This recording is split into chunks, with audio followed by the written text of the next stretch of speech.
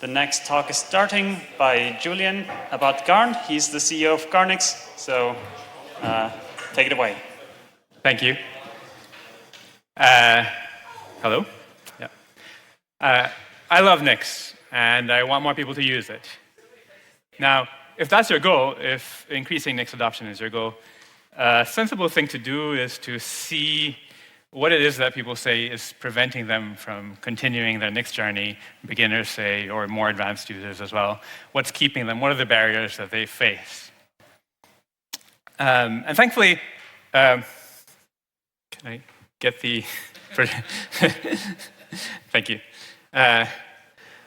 Thankfully, that's relatively easy because for various reasons, but one is, if you go to any Hacker News thread where people mention Nix, other people will be very, very willing to volunteer information about what they hate about Nix as well, right? So you can just look at that, and you'll get plenty of things. You can also just reflect upon your own experience and talk to people over here or your coworkers. And so I think everyone kind of develops an intuition for what these problems are. What is keeping beginners from Nix? What is keeping more advanced users from continuing to use Nix? And in my own sort of understanding, ontology of the situation, categorization of the situation, I think there are three broad categories of problems. One, which will be something familiar, is a steep learning curve. Now, why is there a steep learning curve? There are a few reasons, a few more specific issues that come under this heading. People have to learn a new language, Nix the language, which has a bit of a new paradigm and a new standard library. They have to learn a new build tool, right? So Nix is also a build tool, and that's itself a very different paradigm. They have to learn a bunch of lang to Nix libraries for their purposes. They have to learn potentially two different CLIs because we have two poorly coexisting generations of CLIs. They have to learn flakes potentially, right? And maybe use libraries for flakes as well. And all of this with relatively poor documentation, right? So there are lots of things that go into this problem. And then we also have the steep learning curve is more for beginners. But there's also an element of bad UX that affects all of us throughout our entire Nix journey, even if we don't consider ourselves beginners. And that grinds away at some people's will to continue using this. There are, again, various examples here. Maybe stack traces are a really good one, right? I think, or the fact that the LSP is not really up to par. It's come a long way, but it's not really up to par to other languages. As soon as you're in a Lambda, as you start splitting things up, you don't really get completion in the way that you would otherwise. Documentation doesn't show up in your editor as it does in other languages. And maybe also Flakes helps with this a little bit, but there are other things like the Git hashes, the SHA-256 hashes that you often have to put there in some fetch Git or whatever it is, and then have it fail, and then update that. And there are tools to help with that. But then again, even after you've done all of this, if you forget to update the hash, you're going to get an old version of something. There are all these little complaints. And then the CLI again is a problem in this category because of all the experimental flags and the fact that it's not really that intuitive very often. It's becoming better, but it's not that intuitive, I think. And then there's a third class of problems, which is maybe a bit of more of a surprise here, but I think it's justified, and it's the evaluation being slow. And this is something that talking to larger companies, especially that are using Nix, this is a big problem for them.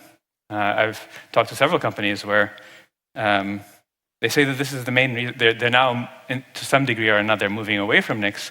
But when I say to some degree or another, I mean sometimes not giving it up altogether, but moving to devshell-only experiences where it provides the devshell and then you use something else to do the builds. And this is one of the primary reasons, if not the primary reason that they mention Some companies say that they have 10 to 15 minutes of evaluation time in their CI runs. And there are techniques to solve this, but these companies know about these techniques and they still have these problems. This is also a problem in devshell experiences. Again, if you just start a new project, maybe the devshell hasn't gotten slow yet, but as you start working on, as your project gets bigger, refreshing the devshell can take several seconds, sometimes even longer. And that decreases the otherwise amazing experience that is these devshells. So the first step, as I said, in sort of increasing adoption of Nix might be identifying these problems. And the second step, presumably, is fixing them. And the community is doing a lot of different things to solve these problems, and it's really heroic efforts and really cool. But we, at the team at Garnix that's behind Garn, we're thinking that maybe there's a way of sort of dealing with all these problems in one go. And the basic idea is use JavaScript and TypeScript as the programming language, not Nix. So Nix, the build tool continues there. But the evaluation language is now a different one.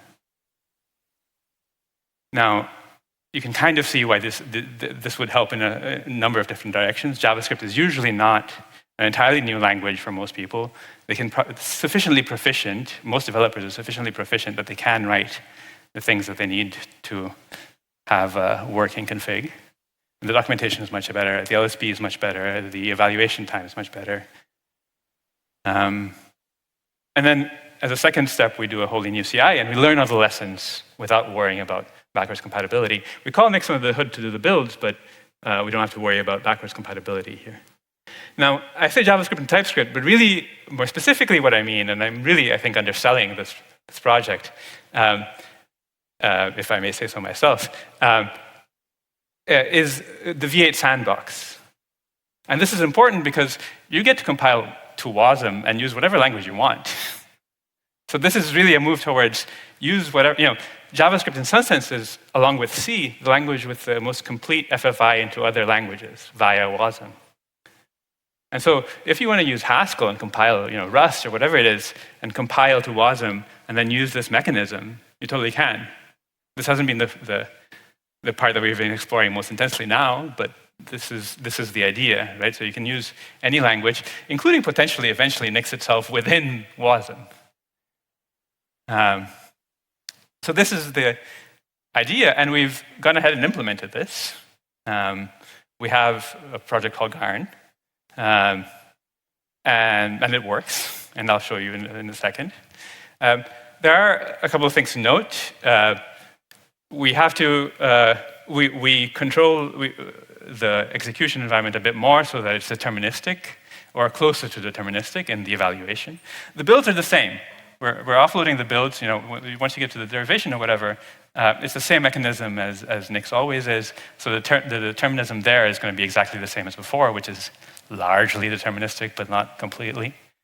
In the evaluation, we restrict network access and file system access. So we allow network access via imports, and those imports are written to a lock file, a lot like Flakes. Although you have dynamic imports, which is really cool as well. And the file system access is restricted to the parts of the file system that are within the project, like Flakes.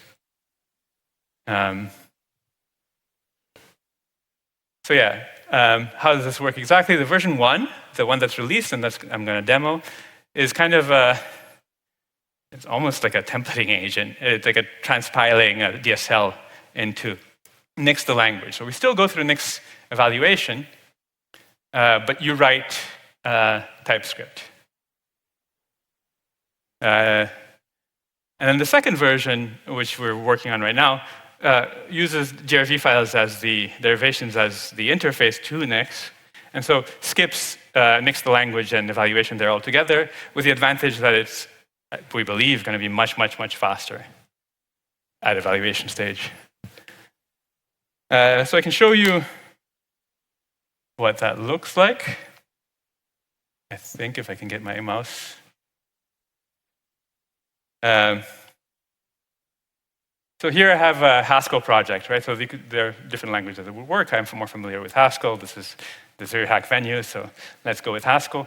A standard initialized Haskell project that has a source directory and a cabal file. Now, if I type Garn, I get a help. And here's already kind of a, we thought a lot about this, about the UX and UI, right? This is important to us.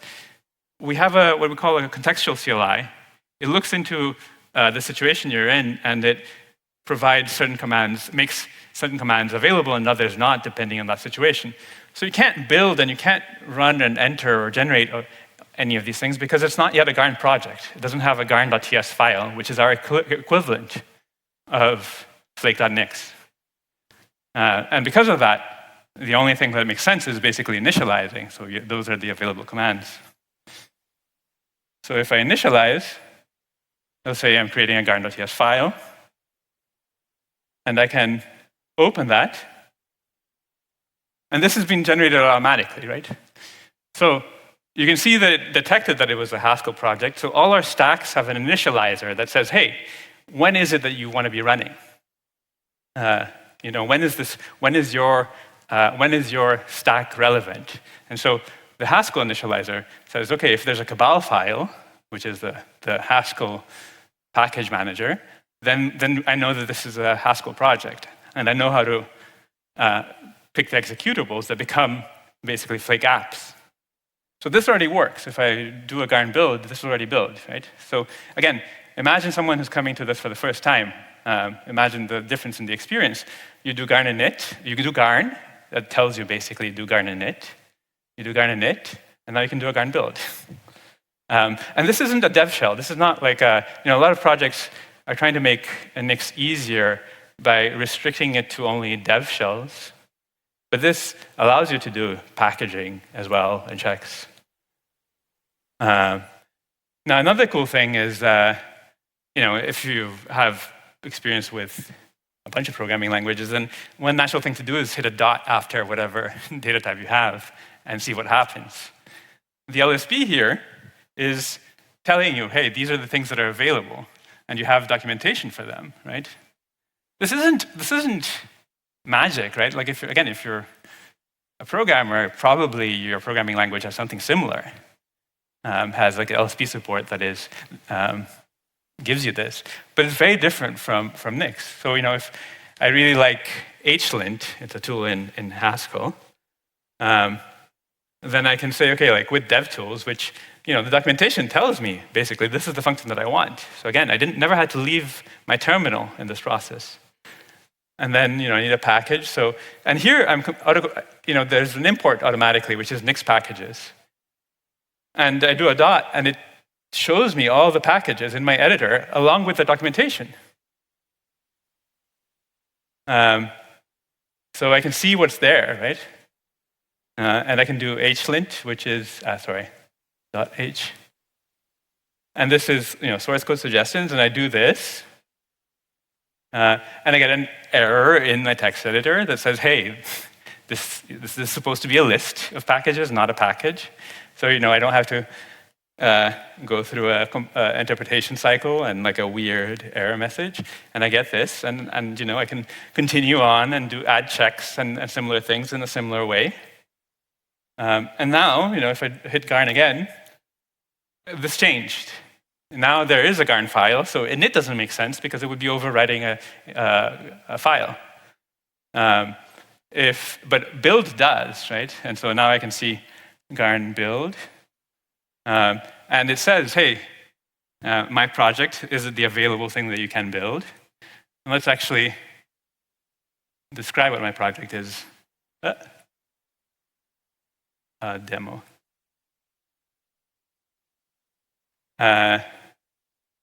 And it, even adds documentation there, so it becomes really, really nice for your end users to use as well, like your coworkers or whatever it is. They get to use it as well. And if I do a Garn build my project, that was cached because I did this earlier today, but it would have built the package, right? And the way that this is currently working in this version is that it generates, as I mentioned, flake.nix. So you could use Nix directly from here on if you wanted to. And all the Nix tooling also works. Yeah. So this is, I think maybe you'll agree that this is a dramatically different experience for beginners, improved experience from what you would get with Nix, right? But as this version, the API is going to basically stay the same. You can use this version, and most things won't change. Both the Garn.ts structure and the CLI. One thing to mention is the way this works is we have a bunch of exports. So right now we only have one. And these can be packages and devshells and whatnot, and projects, which is an idea that conglomerates various different things in a coherent whole. And you export these, and as I said, we only have one export right now, but if you have multiple ones, all of those will show up as options in your CLI, right? And all of these will show up as currently as outputs in your flake.nix.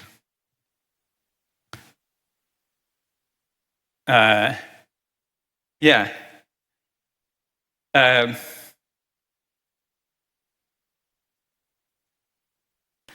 So this is the version that we have so far, and as I said, we're now moving towards one where you skip the evaluation altogether for the performance advantages. And why do we think it'll be faster? This is a silly benchmark, but one reason is just we have the most optimized language. The V8 has dozens of full-time employees working on improving it, mostly to make it faster. That's a lot, right? We have decades of engineering invested in it. And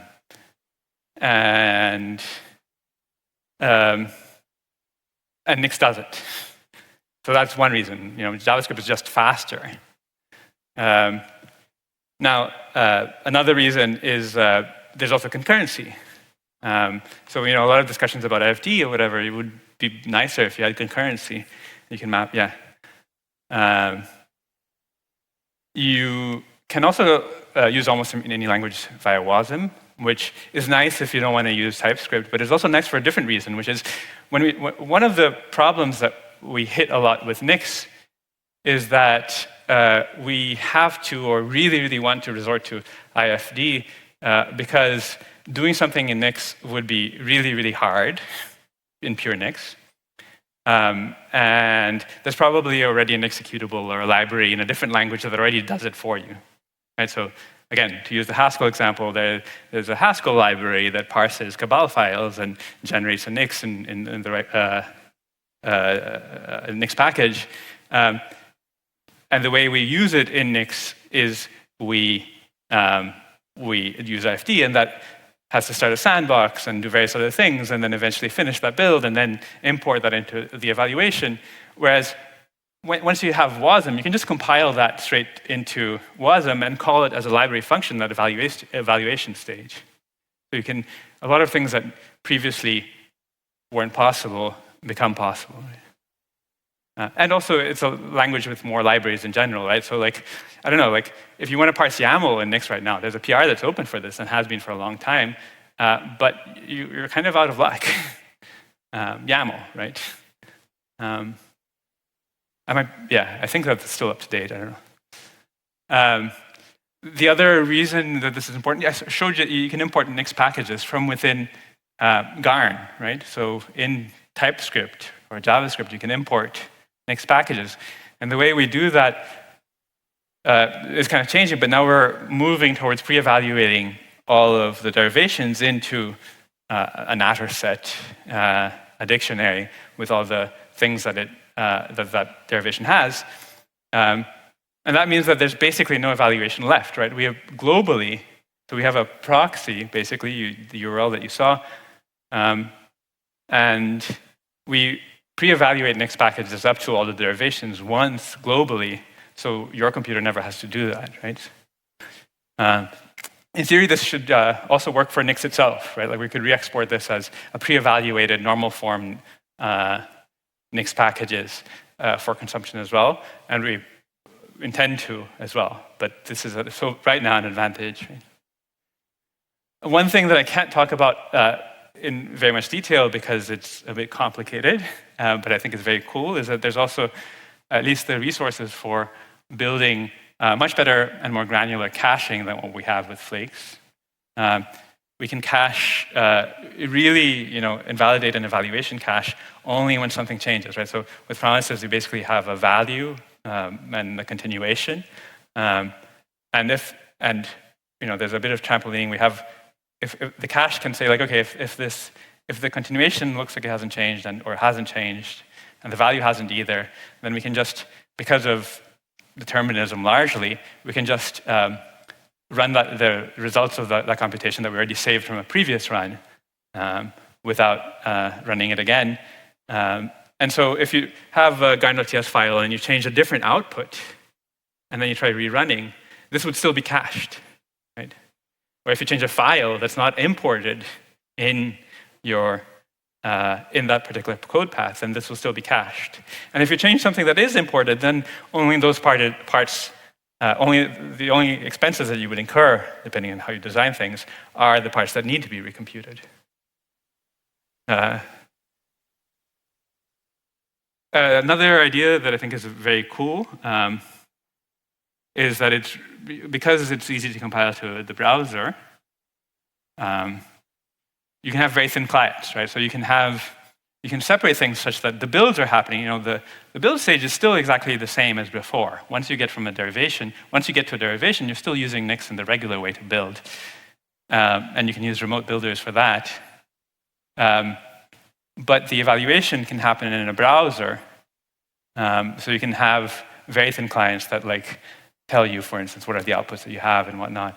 And this, I think, there's been a bit of a proliferation of these remote dev environments that use Nix in some way. And I think for them, this is quite cool because you can do a lot of the startup almost immediately. You don't need to spin up a VM to say hey, this is the VM that's going to do the evaluation for various different things, because the browser can already do that. Right? Yeah, so, as I mentioned, I think Nix is really, really wonderful. And I think if we can, this is an attempt to sort of, in a very radical way, solve some of the problems that people face when using Nix while still maintaining the things that, to my mind, make Nix beautiful, right? The core idea. I don't know if this is, and I think also, the fact that you can use WASM, that you can compile any language, there are a bunch of different projects to sort of replace Nix with something, and hopefully this can be like a substratum substrate for that, right? So that we can explore a lot more and see what we like in a way that remains interoperable, right? So if you have Haskell code, you can easily call it from JavaScript, from Rust, or whatever it is, right? Yeah, I think that's all I have, and I have about a minute for questions. Thank you.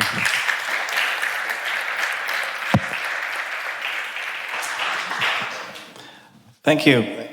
Yeah, I would say a lot of people use Nix because of Nix packages. Yeah. Largely.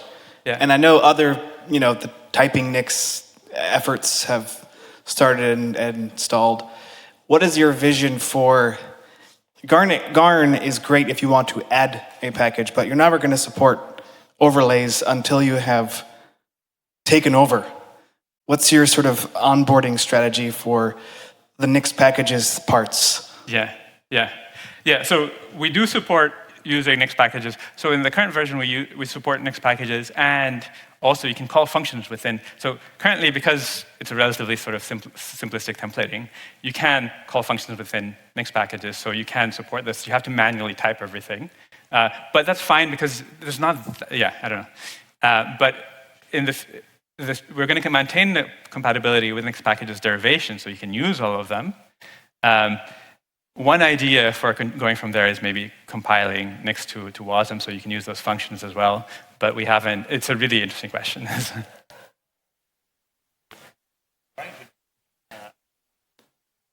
Sorry, we don't have time for more questions, but you can come ask him right here.